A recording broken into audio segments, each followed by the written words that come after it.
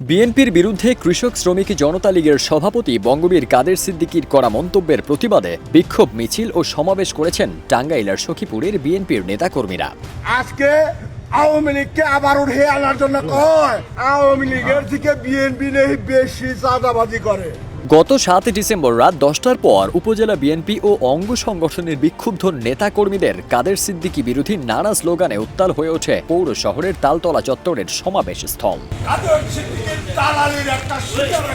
সমাবেশে উপজেলা বিএনপির সভাপতি শাহজাহান সাজু কাদের সিদ্দিকীর কড়া সমালোচনা করে দেয়া বক্তব্যে বলেন, কাদের সিদ্দিকী বিশ্বাসঘাতক এবং মির্জাফর তা বাংলার মানুষ আগে বোঝে নাই। এটা প্রথমে বুঝতে পেরেছিলেন শেখ হাসিনা, তাই দল থেকে বহিষ্কার করে তাকে বাংলাদেশেই আসতে দেননি। পরে জিয়াউর রহমান একজন মুক্তিযোদ্ধা হিসেবে তাকে দেশে আসার সুযোগ করে দেন।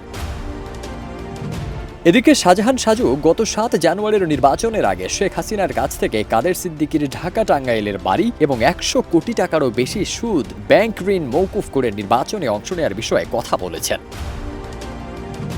তার আর রাজনীতি করার অধিকার নেই উল্লেখ করে সাজুকে ক্ষমা চাইতে বলেছেন। ক্ষমা না চাইলে সখীপুরে কোথাও সভা সমাবেশ করতে দেওয়া হবে না এবং তাকে প্রতিহত করা হবে বলেও হুঁশিয়ারি দেন তিনি।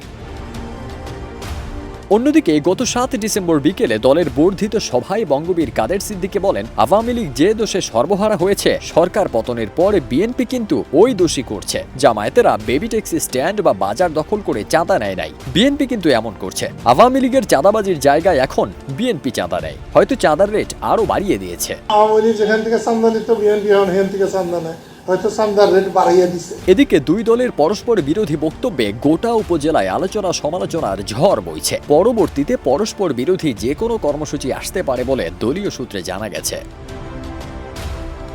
ফারদিন সানি, দেশ রূপান্তর।